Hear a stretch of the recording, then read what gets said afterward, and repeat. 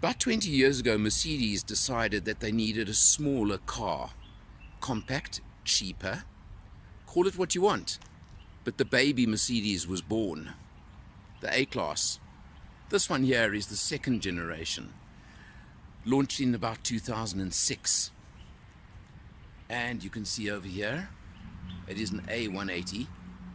It's the diesel version, in fact. Then we move round over here. You can see the change in shape. It of course had the sandwich floor, the much higher body shape. Look at that body, almost SUV-like. It was very distinctive, very different. Then when the third generation came along, in around 2013, they decided to go to a more conventional hatchback shape. This is the fourth generation, launched in South Africa during 2018. And you can see over here, very different, very dynamic, very stylish. And this one over here is the A200.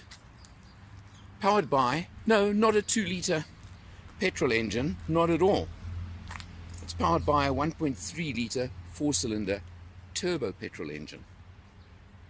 Interesting, different, and something for you to check out.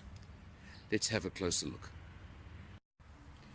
Typical of its size and class, there's decent room in the back of the A-Class now. Of course, the sports front seats that are fitted to this car do limit you a little bit and could make you feel a touch claustrophobic, but again, that's something you can decide. But I'm quite happy with the legroom in the back over here. It's beautifully finished. You've got leather and Alcantara mix on the seats and even sporty seats in the back seat, which does make it more suited to 2 rather than 3.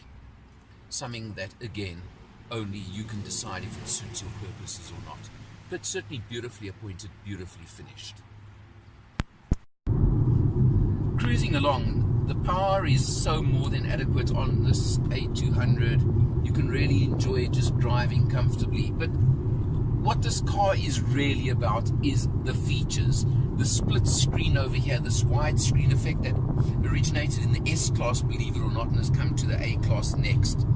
And what Mercedes call the U-Bux, which is their whole connectivity system. And you've got to play with this one. Hey Mercedes. How can I help you? Open the sunroof, please.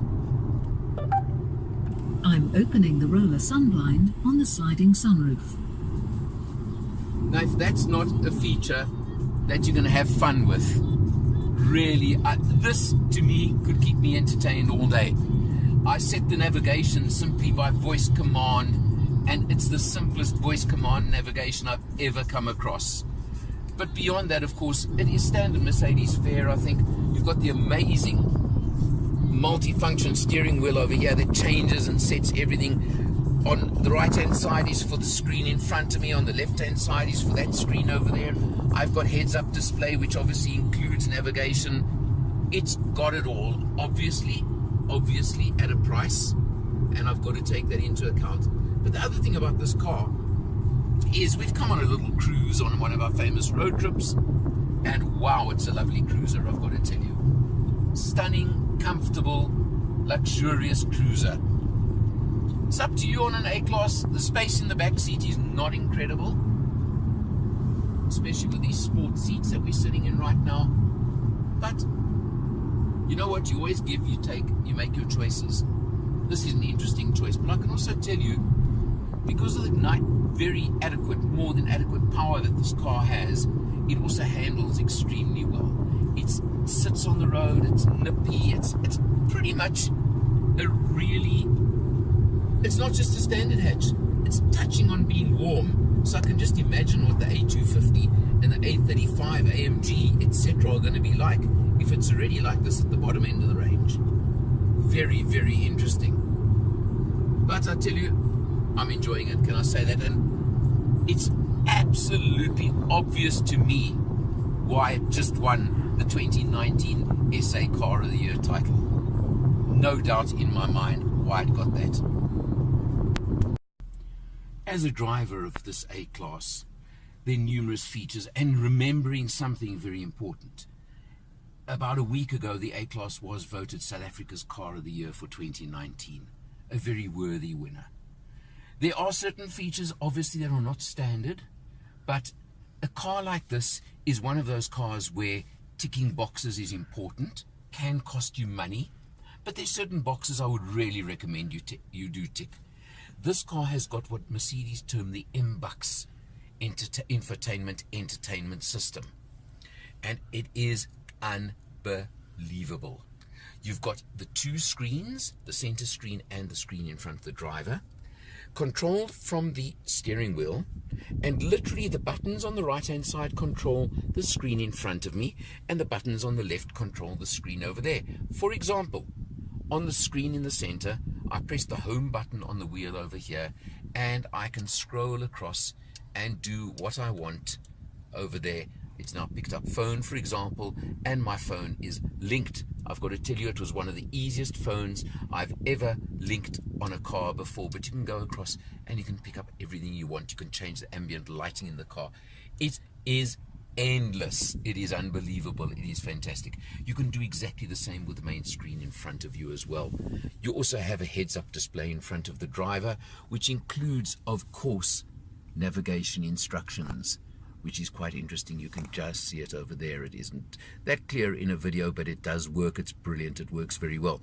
Also interesting is the fact that it shows you, if you're on navigation and map on the center screen, for example, you've got 3 speed limit warnings: heads up, center of the dash, and on your map over there. I just thought maybe a bit of overkill.